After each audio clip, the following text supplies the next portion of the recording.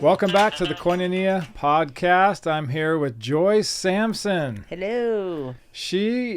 What an amazing story that you have. And we don't have time to go into your whole bio right now. Got it. But this girl has been raised in situations where she had many foster kids with her, living with her. Her parents were foster parents back when it was called foster parenting. And this would have been what years? Probably late 60s all the way through the early 80s until Koinonia opened. Okay. So, yeah, long time. So that was a while ago. Foster care was just foster care back then. Adoption, was there adoption much back then? There was, but we weren't involved at all. Another agency would handle that. So it was a lot less. It wasn't talked about as much. There wasn't as much foster to adopt. No. Which we cover in a different video. Make sure you like, make sure you subscribe, make sure you check out the videos. There's lots to learn.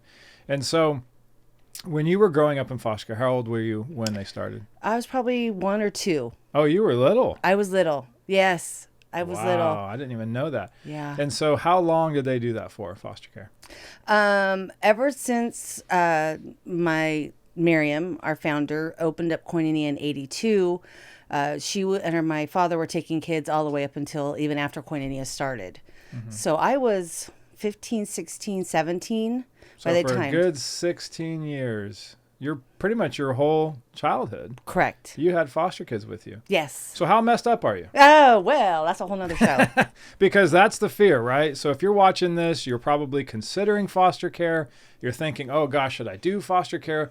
And then one of the biggest questions, even Miriam, our founder years ago, one of the biggest questions, well, how is it going to impact my biological children or our adopted children who are already living permanently in the home? And so what would your first response to that question be? When I was a recruiter for a few years with Koinonia in the beginning, when I got old enough, people would ask me that when they found out that I was raised with foster children. Mm-hmm. I would say, I didn't know any different because I was so young when my parents were taking kids. But then at some point you become aware this isn't a normal home. What age was that?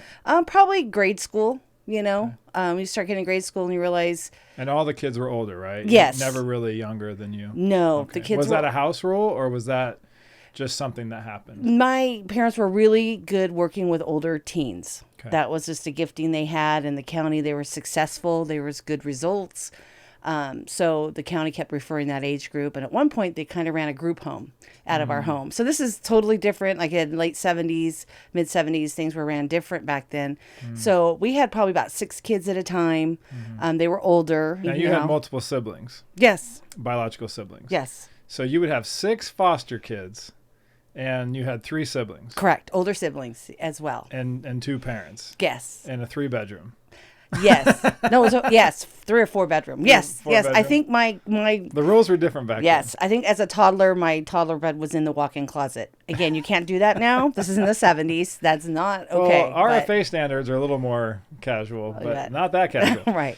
So what are some of the behaviors that kind of come out when you think about what you witnessed? And again, being older now and looking back on it and what should have been and shouldn't have been back then, I would say overall, it was something that has made me who I am now, obviously. But I would say it gave me a perception of altruistic, like growing up and thinking of others and maybe how... as I got older, appreciative of the parents I had because of being around these kids who didn't have the stability of family or parents and not really knowing that in the moment as a child. But as you grow older, you realize how appreciative you are of your family and your surroundings, but also taught me to be curious about people. We don't know people's stories and then why they act the way they do and why they are when people go around hurting. And I tell my kids this to this day as they were growing up. We don't know their story. We don't know what's going on at home. We don't know if they're a foster child. We don't know what their life is. So just be curious instead of taking things personal at first. Be curious about people and maybe what they're going through and how hard it is. So that is something very impactful. I think it really gave me a way to look and deal with why are people acting that way? Or why are these kids treating my kids this way? And that's an interesting side note. If your children are struggling at school or in social or even church settings, and your child comes home and says, this kid's a bully or this kid's that. And my children would often have similar situations like that. And I'd say, well, tell me about them. Tell me about their childhood. Tell me about their parents. And, oh, well, the dad's in and out and there's abuse and they, they're always stealing food from kids. Well, let's look into that. And I said, what's the point? The point is be sensitive that there's kids, abused, neglected kids in our community that are around, and there's always a why, right? And so you became sensitive to that why because you were there, you learned it, you experienced it, Yeah. And then what you're saying is it didn't jack you up completely. No. It actually made you somebody who was more, sensitive to the culture of hurting children. And then, of course, your career here is with Koinonia, so you've actually gone on to serve families in that capacity here. And so, are you big on the birth order thing? Like, was it important that the kids were spaced out from you? Well, again, I'm not saying it was easy, and that, as I'm not trying to paint it, that was the end result of it for me. But during the time, I would say too to parents, enroll your kids in this process if they're old enough. Sometimes we forget to talk to our kids and maybe give them a little bit of a voice. I mean, you're still the parent. You're going to make the final decision. Right. But if you can enroll your kids into this idea of helping other children and what that's going to be like, and just make sure you talk with them, I think that helps, gives an understanding. Yeah, now with the interview process, so when you do your assessment or your home study or whatever your term it is this year, we actually ask questions to all of the residents in the home, right? We're going to talk to your kids. We're going to ask them what they think about it. We're going to ask to see what their behaviors are like. We're going to even talk about your dogs. What are your dog's behaviors like? Like, it's very detailed now, which helps the agency make that decision, right, of how to match a child that's going to best fit in your home, or at least match the age category, right? Which back then it was kind of like there were fewer kids available. They were mostly teens. It was like, these are the kids that now would be in a group home, right? Yes. And or we call ISFC, which we're going to do a video on that, which is a high-level foster care in California. Wait for that video coming. But those are the kids that you grew up with, and I did too. So my parents did foster care, not as long, but I also had teenagers when I was younger in the home.